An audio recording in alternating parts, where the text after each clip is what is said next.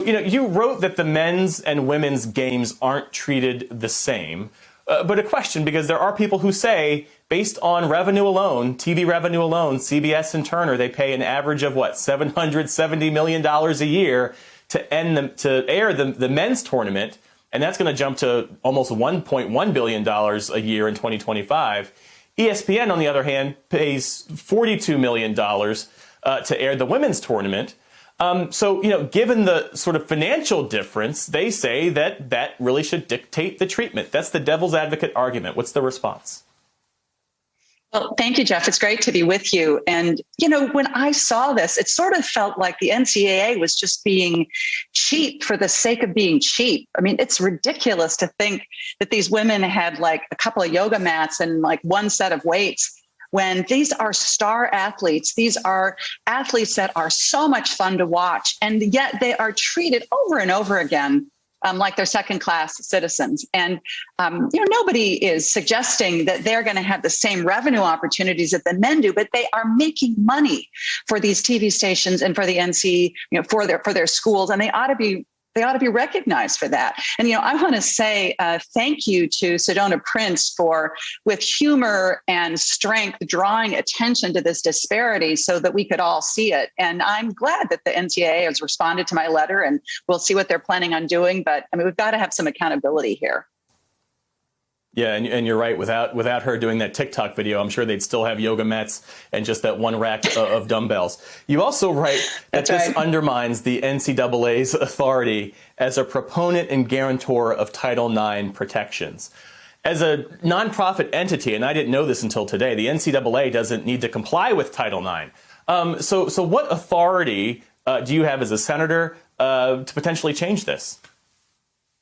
Well, I think one really important thing I can do is to help, along with Sedona Prince and everybody else, to shine a light on this disparity and this unfairness, and to try to get to the bottom of it and try to change the discussion here.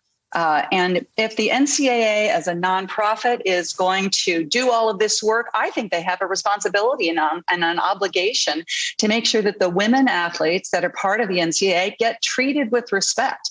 And, you know, I really admired a column that Sally Jenkins wrote in the Washington Post recently. She points out that these women athletes have a 93% graduation rate, and they are providing incredible entertainment for, you know, millions of people, and they deserve the respect that they deserve. Now, I'll admit, I am a WNBA fan. I love the Minnesota Lynx, season ticket holder, and I know how much fun it is to watch these women play basketball, and I want to see them get the respect that they deserve.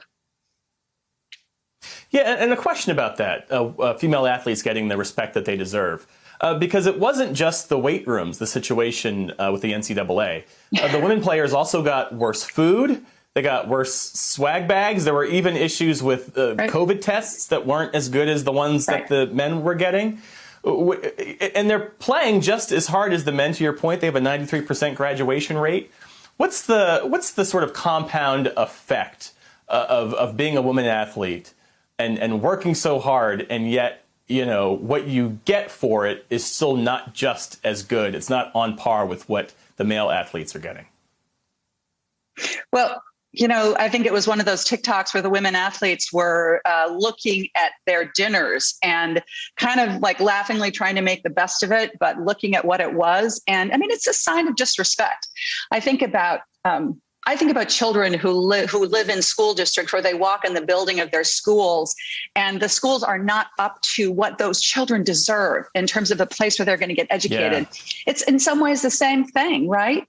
You're saying you're not as valued, you're not as worth it, and you're not as important to us. And the craziness about, for example, giving them a less accurate and cheaper COVID test is sort of the height of the just disrespect.